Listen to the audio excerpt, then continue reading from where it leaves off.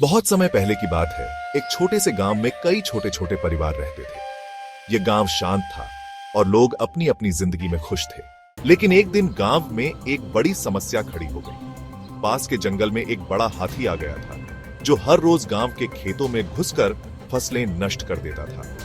लोग परेशान हो गए, लेकिन किसी ने भी उस हाथी का सामना करने की हिम्मत नहीं जुटाई। गांव के एक कोने में एक छोटा सा गांव बसा हुआ था, जहां रामू नाम का एक किसान रहता था। रामू मेहनती और ईमानदार था।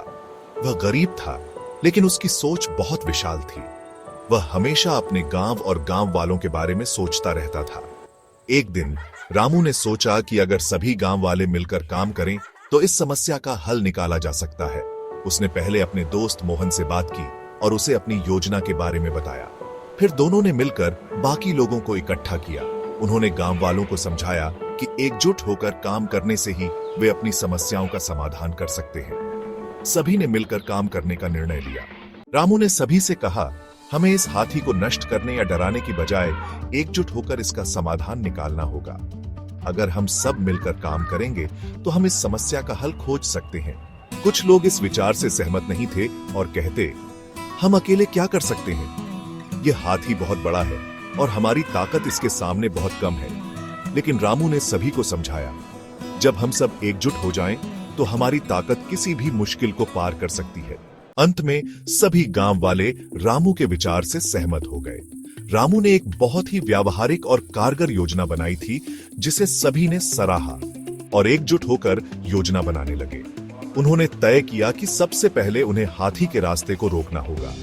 उन्होंने सबसे पहले हाथी के रास्ते में बाड़ लगानी शुरू की, ताकि हाथी को खेतों तक आने से रोका जा सके। यह बाड़ मजबूत और ऊंची बनाई गई थी, ताकि हाथी को खेतों तक आने से रोका जा सके। इसके बाद उन्होंने खेतों के चारों ओर भी बाड़ लगाई। फिर कुछ लोग जंगल में गए। जंगल में जाकर उन्होंने हाथी के रास्ते को बदलने के लिए झाड़ियों को हटाया और हाथी के रास्ते को बदलने के लिए झाड़ियों को हटाया। यह काम बहुत ही कठिन और मेहनत भरा था। सभी ने मिलकर बहुत मेहनत की। उनकी मेहनत और एकजुटता ने उन्हें इस समस्या से निपटने में मदद की। अंततः उनकी योजना सफल रही और गांव सुरक्षित हो गया। कुछ दिनों बाद रामू और गांव वाले ने देखा कि हाथी अब गांव के पास नहीं आ रहा था। उनकी एकता और मेहनत ने समस्या का समाधान निकाल लिया था। सभी ने खुशी से नृत्य किया और एक दूसरे को गले लगाया। इस घटना के बाद गांव में यह संदेश फैल गया कि जब लोग एकजुट होते हैं तो कोई भी समस्या बड़ी नहीं होती। चाहे वह प्राकृतिक आपदा हो या सामाजिक समस्या, एकता से सब कुछ हल हो सकता है। रामू की समझदारी और एकता का उदाहरण सभी ने अपनाया। उसकी सूझबूझ और नेतृत्व ने गांव वालों को एक नई दिशा दी।